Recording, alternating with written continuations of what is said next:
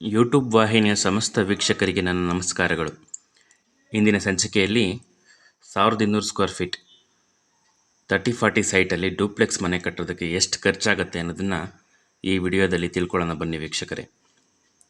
ನಾನಿಲ್ಲಿ ಕನ್ಸಿಡರ್ ಮಾಡಿರೋಂಥದ್ದು 30-40 site 1200 square feet duplex ಮನೆ ನಿರ್ಮಾಣಕ್ಕೆ.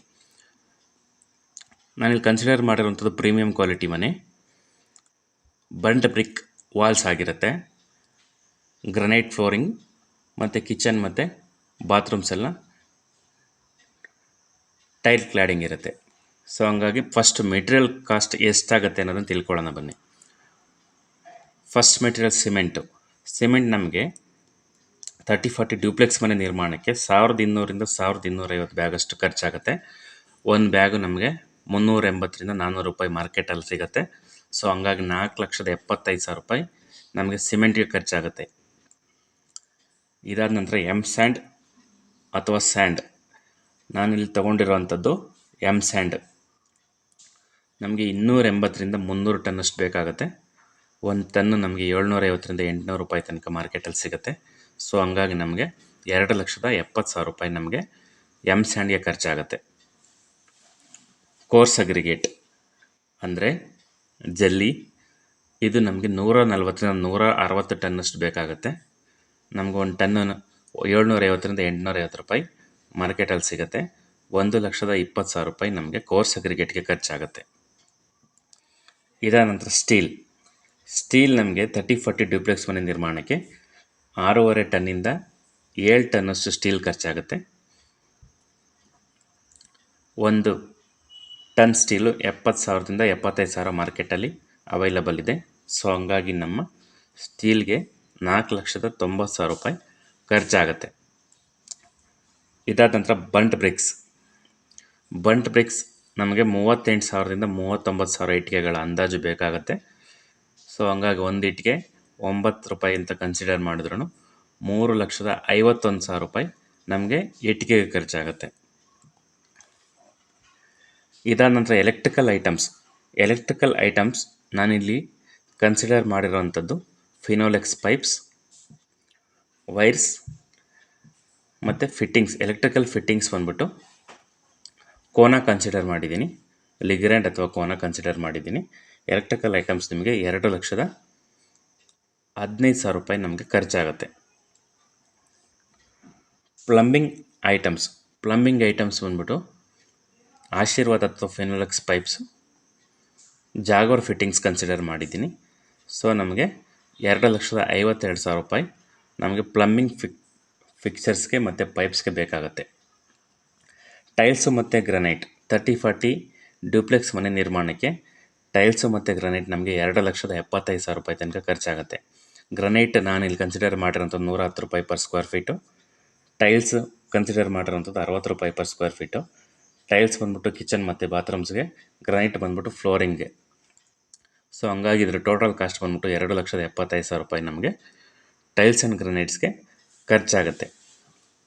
ಇದಾದ ನಂತರ ನಾನಿಲ್ಲಿ ಪೇಂಟ್ ಕನ್ಸಿಡರ್ ಮಾಡಿರೋಂಥದ್ದು ಪ್ರೀಮಿಯಂ ಎಮಲ್ಷನ್, ಪಟ್ಟಿ ಮತ್ತು ಪ್ರೈಮರ್. ಸೊ ನಮಗೆ 30-40 ಡ್ಯೂಪ್ಲೆಕ್ಸ್ ಮನೆ ನಿರ್ಮಾಣಕ್ಕೆ ಅಂದಾಜು 2 ಲಕ್ಷ ರೂಪಾಯಿ ಪೇಂಟ್ ಮೆಟೀರಿಯಲ್ಗೆ ಖರ್ಚಾಗುತ್ತೆ. ಇದಾದ ನಂತರ ಡೋರ್ಸ್ ಆ್ಯಂಡ್ ವಿಂಡೋಸ್ ನಾನಿಲ್ಲಿ ಟೀಕ್ವುಡ್ ಕನ್ಸಿಡರ್ ಮಾಡಿದ್ದೀನಿ ಪೂಜಾ ರೂಮು ಮತ್ತು ಮೈನ್ ಡೋರ್ಗೆ. ಇಂಟರ್ನಲ್ ಡೋರ್ಸು ಸ್ಟ್ಯಾಂಡರ್ಡ್ ಹೊನ್ನೆ, ಬಿಲ್ವರ್ ಆ ಥರದ್ದಿರುತ್ತೆ. ವಿಂಡೋಸ್ ಬಂದ್ಬಿಟ್ಟು UPVC ವಿಂಡೋಸ್ ಕನ್ಸಿಡರ್ ಮಾಡಿದ್ದೀನಿ. ಸೊ ಹಂಗಾಗಿ 3,36,000 ರೂಪಾಯಿ ನಮಗೆ ಡೋರ್ಸು ಮತ್ತು ವಿಂಡೋಸ್ಗೆ ಖರ್ಚಾಗುತ್ತೆ ವೀಕ್ಷಕರೇ. ಡ್ಯೂಪ್ಲೆಕ್ಸ್ ಮನೆ ನಿರ್ಮಾಣಕ್ಕೆ 30-40 ಡ್ಯೂಪ್ಲೆಕ್ಸ್ ಮನೆ ನಿರ್ಮಾಣಕ್ಕೆ ಬರೀ ಮೆಟೀರಿಯಲ್ ಕಾಸ್ಟ್ ಬಂದ್ಬಿಟ್ಟು ಟೋಟಲ್ ನಮಗೆ 29,84,000 ರೂಪಾಯಿ ಓನ್ಲಿ ಮೆಟೀರಿಯಲ್ ಕಾಸ್ಟ್ ಆಗ್ತದೆ. 29,84,000 ರೂಪಾಯಿ ಮೆಟೀರಿಯಲ್ ಕಾಸ್ಟ್. ಇವಾಗ ಲೇಬರ್ ಕಾಸ್ಟ್ ಎಷ್ಟಾಗುತ್ತೆ ನೋಡೋಣ ಬನ್ನಿ. ಸಿವಿಲ್ ಮೇಸ್ತ್ರಿ ಅಥವಾ ಕಾಂಟ್ರಾಕ್ಟರ್ ಒಂದು ಚದರಕ್ಕೆ 32,000ರಿಂದ 35,000 ರೂಪಾಯಿ ನಮಗೆ ಚಾರ್ಜ್ ಮಾಡ್ತಾರೆ. ಸೊ ಹಂಗಾಗಿ ನಮಗೆ 30-40 ಡ್ಯೂಪ್ಲೆಕ್ಸ್ ಮನೆ ನಿರ್ಮಾಣಕ್ಕೆ 9,10,000 ರೂಪಾಯಿ ನಾವು ಸಿವಿಲ್ ಮೇಸ್ತ್ರಿ ಅಥವಾ ಕಾಂಟ್ರಾಕ್ಟರ್ಗೆ ಕೊಡಬೇಕಾಗತ್ತೆ. ಎಲೆಕ್ಟ್ರಿಕಲ್ ಲೇಬರ್ ಅಥವಾ ಎಲೆಕ್ಟ್ರಿಕಲ್ ಕಾಂಟ್ರಾಕ್ಟರ್ಗೆ ನಮಗೆ ಸ್ಕ್ವೇರ್ ಫೀಟ್ಗೆ 25ರಿಂದ 30 ರೂಪಾಯಿ ಚಾರ್ಜ್ ಮಾಡ್ತಾರೆ ಎಲೆಕ್ಟ್ರಿಕಲ್ ಕಾಂಟ್ರಾಕ್ಟ್ರು. ಸೊ ಇದ್ರ ಲೇಬರ್ ಕಾಸ್ಟ್ ಬಂದ್ಬಿಟ್ಟು 75,000 ರೂಪಾಯಿ ಖರ್ಚಾಗುತ್ತೆ. ಇದಾದ ನಂತರ ಪ್ಲಂಬಿಂಗ್ ಲೇಬರ್ ಇಲ್ಲಿ ಕಿಚನ್ನು ಮತ್ತು 3 ಬಾತ್ರೂಮ್ಸು ಮತ್ತು external plumbing works, over head tank connections ಎಲ್ಲ ಸೇರಿಕೊಂಡಿರುತ್ತೆ. ನಮಗೊಂದು ನಿಯರ್ಲಿ 75,000 ತನಕ ಪ್ಲಂಬಿಂಗ್ ಲೇಬರ್ ಕಾಂಟ್ರಾಕ್ಟರ್ ನಮಗೆ ಚಾರ್ಜ್ ಮಾಡ್ತಾರೆ. ನೆಕ್ಸ್ಟ್ ಟೈಲ್ಸ್ ಮತ್ತು ಗ್ರನೈಟ್ ಕಾಂಟ್ರಾಕ್ಟರ್ಗೆ ನಾವು 1,55,000 ರೂಪಾಯಿ ತನಕ ಕೊಡಬೇಕಾಗತ್ತೆ ವೀಕ್ಷಕರೇ. ಪೇಂಟ್ ಲೇಬರ್ ನಮಗೆ ಒಂದು ಚದರಕ್ಕೆ 4,500ರಿಂದ 5,000 ರೂಪಾಯಿ ತನಕ ಚಾರ್ಜ್ ಮಾಡ್ತಾರೆ.